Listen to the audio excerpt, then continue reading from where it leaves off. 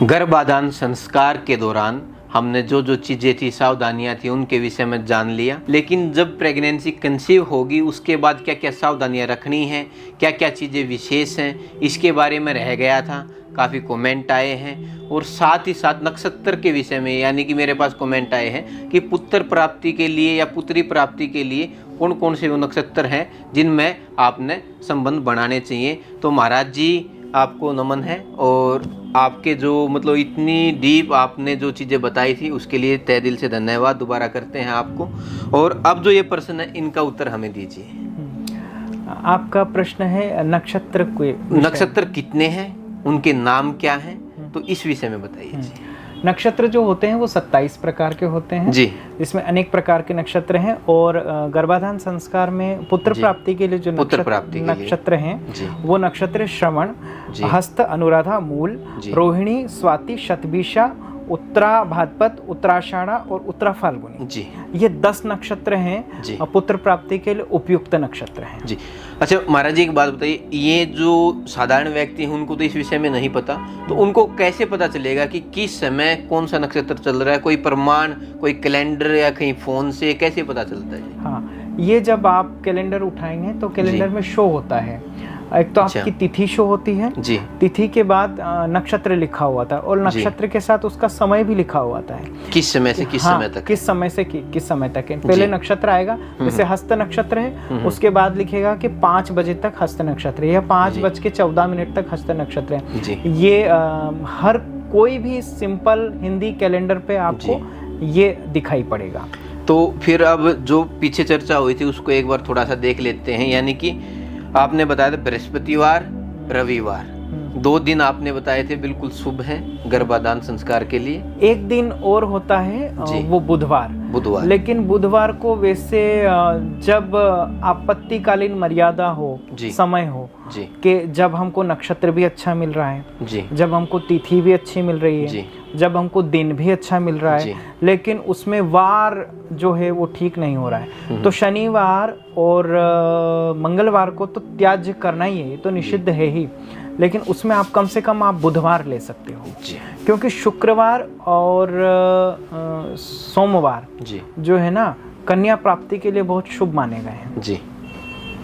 तो पुत्री प्राप्ति के लिए शुक्रवार और सोमवार। हाँ जी। तो महाराज जी अब गर्भ ठहर जाने के बाद गर्भपात ना हो, इस विषय में क्या क्या चीज़ें, सावधानियां, भोजन, आचरण, कैसा व्यवहार होना चाहिए, किस चीज़ का आचरण करना चाहिए, ये बताइए महाराज जी। हाँ, जैसे गर्भधारण हो जाए जी, तो गर्भधारण होने के बाद यदि स्त्री को पता चलता है या पुरुष को पता चलता है कि गर्भधारण हो गया है, तो उस समय उनको क्या करना है कि एक शुद्ध बाल्टी में, सूखी बाल्टी में 1-2 बूंद गंगा जल डालें, उसके बाद साधारण जल डालें, उसके बाद कुछ काले तिल डालें और उससे वो स्त्री स्नान कर ले, स्नान करे। हाँ ठीक। प्रथम सोमवार के दिन जब पता चलता है, चाहे वो जब मासिक धर्म ना आए अगले महीने तब पता चले, चाहे वो उससे पहले पता चल जाए या कुछ दिन बाद पता चले, बाद ये तो उसी दिन जी। उसके बाद आपका गर्भपात न हो इसके विषय में आपका जो जानकारी, जो आप सावधान हो जी, वो बहुत अच्छा प्रश्न है। इसमें हम और भी कड़ियाँ जोड़ देते हैं जी। एक कड़ी हम ये जोड़ते हैं, खान पान बहुत शुद्ध रखना है जी, और भगवान की लीलाओं का जो है वो श्रवण करें जी, और भगवान में आस्था रखें जी, कि मेरे पास भगवान है।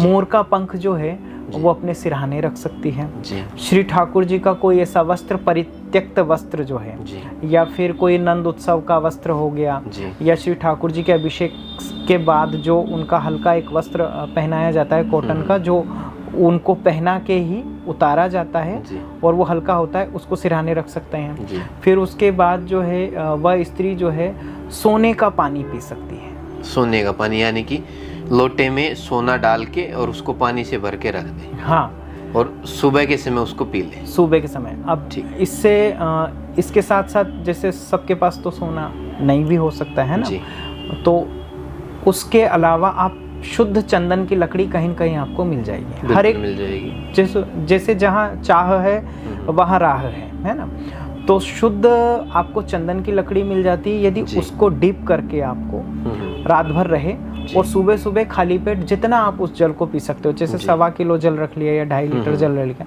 तो उससे दिन भर में आप अगर पीते हैं तो एक तो गर्भपात नहीं होगा जी, एक बच्चा जो है वो सौंदर्यवान होगा जी, उसका स्वभाव भी शांत होगा जी। सोने में और चांदी में लगभग ये दोनों ही गुण उनको माताओं को प्राप्त होंगे जी, वो क्रोधी नहीं होगा बच्चा जी। तो ये, और अब आपने ये भी एक आपका प्रश्न था कि गर्भाधारण संस्कार होने के बाद, गर्भधारण होने के बाद सावधानियां क्या क्या रखनी? बिल्कुल, क्या क्या सावधानियां रखनी है जिसमें? एक तो सिर तो नित्य ढका हुआ होना ही चाहिए, सिर ढका हुआ होना चाहिए, क्योंकि जितनी जो ऊर्जाएं हैं जो उपयुक्त नहीं है वो सिर के द्वारा ही होती है, क्योंकि बाल ही आपका आकर्षण का केंद्र होता है।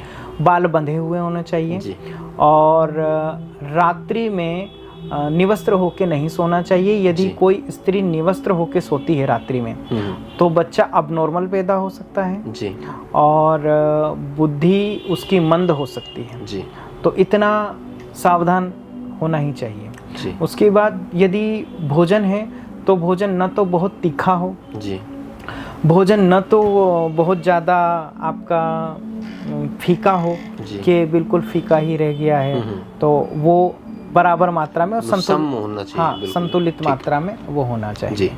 उसके बाद अगर भोजन बहुत ज़्यादा नमक वाला हो और नमक यदि स्त्री बार बार खा रही है तो बालक के बाल बहुत जल्दी पक जाएंगे, अच्छा जी, सफ़ेद हो जाएंगे जी बहुत जल्दी। जैसे आप देखते हैं ना कि आप किसी देखेंगे कि 10 से 12 वर्ष के अंदर अंतराल में ही बच्चों को वो हो जाता है ना। और सूर्य को, उसको माता को नित्य जल देना चाहिए जी। सूर्य के जल का वीडियो हम बाद में कैसे देना चाहिए उसकी विधि हम बता देंगे, लेकिन तांबे के लोटे से उसको जल देना चाहिए। उसमें क्या क्या डालना है ये हम नेक्स्ट में बताएंगे।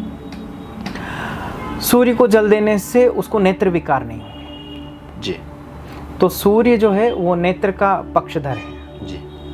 और दुर्वा घास पे, हरी घास हो दुर्वा जिस पे हल्की सी ओस घिरी हुई हो, अगर उस पे वह नंगे पैर चलती है जी, तो उससे भी बालक को आंखों की रोशनी बहुत अच्छी होगी, अच्छी मिलती है हाँ जी। और उसमें बुद्धि के गुण जो हैं बहुत अच्छे आएंगे। ये खान पान का और ये सावधानी का। और दूसरा ये है कि बहुत ज़्यादा उछल कूद, आना जाना कहीं, और ज़्यादातर तो हमारी मर्यादा हम स्पष्ट रूप से कहते हैं कि स्त्री को ससुराल में ही रहना चाहिए जी, गर्भाधान संस्कार के बाद जी। क्योंकि वहाँ पीहर जब जाती है जी, तो वहाँ जो एक खुला वातावरण होता है उसमें असावधानियाँ हो सकती हैं जी।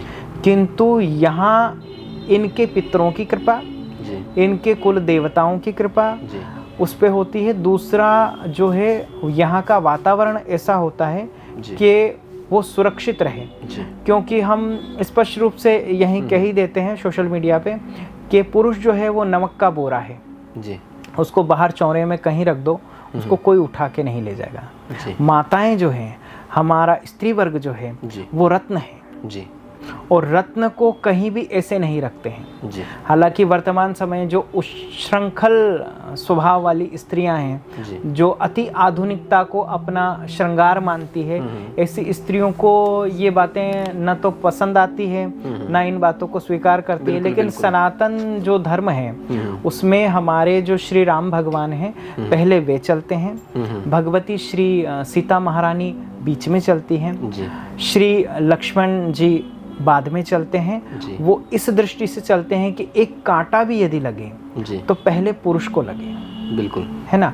और बाद में अगर कोई असावधानी हो रही है, पीछे से यदि कोई हवा भी आ रही हो तो वो एकदम भी श्री सीता महारानी के पल्लू को भी स्पर्श न कर पा रही, क्योंकि उनका पल्लू सदैव उनके मस्तक पे रहता था।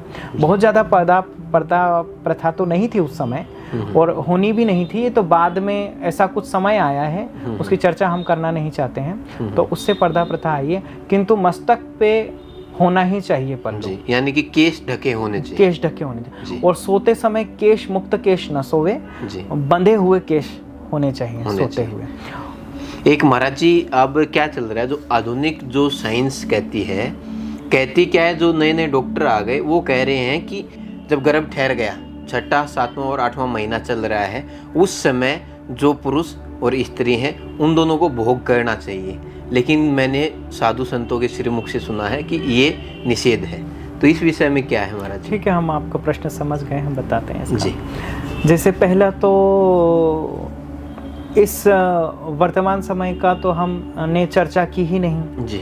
ना वैज्ञानिक ढंग से ही हम इस बात को बता रहे हैं कि खान पीन यदि ठीक नहीं होगा, आचार विचार ठीक नहीं होंगे, मन नहीं ठीक होगा तो गर्भाधान संस्कार नहीं होगा।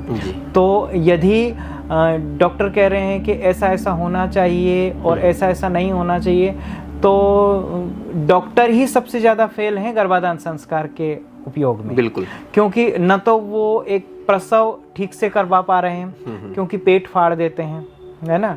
और हम तो यह कह रहे हैं, अगर हमने जो शास्त्रोक्त बातें बताई हैं, यदि कोई स्त्री इनको लेके चलेगी तो हम 99% गारंटी लेते हैं इसकी कि उसकी प्रसव पीड़ा श्री ठाकुर जी उतनी पीड़ा भी नहीं होगी और नॉर्मल ही डिलीवरी होगी। प्रसव उसका जो है नॉर्मल होगा। अब आपके इस प्रश्न पे आ जाते हैं। अब डॉक्टरों का तो ये है कि डॉक्टर तो 10-10, 20-20 साल से शुगर की दवाइयाँ देते हैं, तब भी शुगर ठीक नहीं होती और ज़्यादा बढ़ जाती है। बिल्कुल, है ना। और सबसे ज़्यादा डॉक्टर ही ये कह रहे हैं कि भाई टेस्ट ट्यूब बेबी चला है आजकल जी, वो भी उन्होंने चलाया है। और हमारे यहाँ तो कई माताएं जो है श्री ठाकुर जी से प्रार्थना करती हैं, कई साल से बच्चे नहीं हुए, कोई संतान गोपाल का मंत्र का जप कर रही हैं, कोई अपने दिनचर्या को आस्था में जोड़ती हैं और उनसे उनके बच्चे हो जाते हैं। तब इनके डॉक्टर और इनकी साइंस कहाँ चली जाती है जी। तो ऐसे कई उदाहरण हैं जी। तो इस पे हम सटीक उत्तर ये देते हैं कि जब स्त्री को 8वां 7वां जब महीना लगता है तो उस महीने में जब वजन उठाना ही उसको वर्जित है जी, या छत पे चढ़ना ही वर्जित है जी, तो वो स्त्री पुरुष का जो वो समय होता है उसमें उनको भान नहीं रहता है जी। उतने समय में उनको भान नहीं हो रहा है, होता है कि क्या हो रहा है, क्या नहीं हो रहा है, क्या करना चाहिए, क्या नहीं करना चाहिए। तो उसमें इस चीज़ की सावधानी कैसे रहेगी, पहली बात। दूसरी बात, अब इसका वैज्ञानिक कारण हम देख लेते हैं। हमारे यहाँ अभिमन्यु ने जो चक्रव्यूह की संरचना थी, उसको भेदने की जो संरचना थी, वह रचना जो है उन्होंने वहीं से सीख ली थी, गर्भाधान के अंदर ही। तो उनका जो दिमाग की एक स्थिति थी, इतनी अच्छी दिमाग की स्थिति थी, ठीक। अब वर्तमान समय में वह बालक भी कुछ न कुछ वहाँ से सीख रहा, तो वो माता पिता से यह संस्कार लेगा।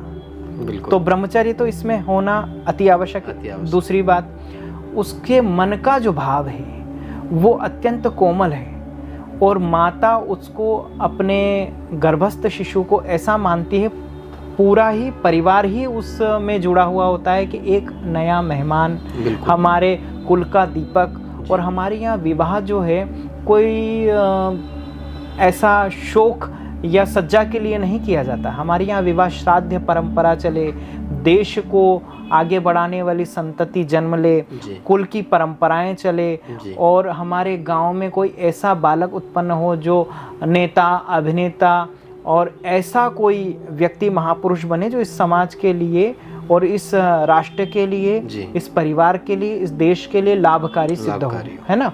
तो उस व्यक्ति को, उस बालक को हम ये कैसे दे सकते हैं जो डॉक्टर कह रहे हैं। पहली बात, एक तो उसका मन का भाव अत्यंत कोमल रहेगा जी। उसमें काम भाव जो है वो अति तीव्र भाव है जी, तीव्र भाव है।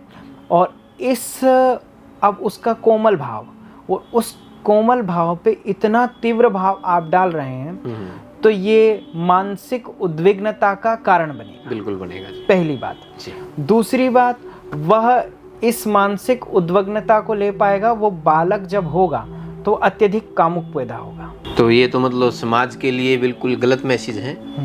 गर्भधारण होने के बाद पति और पत्नी को एक दूसरे से दूर, परहेज के साथ और अच्छे आचरण का पालन करते हुए सात्विक पहले ही महीने से जब तक प्रसव ना हो तब तक, और प्रसव के 6 महीने बाद तक भी जो माताओं का शरीर होता है, स्त्रियों का शरीर होता है, वो ऐसा नहीं होता है जी।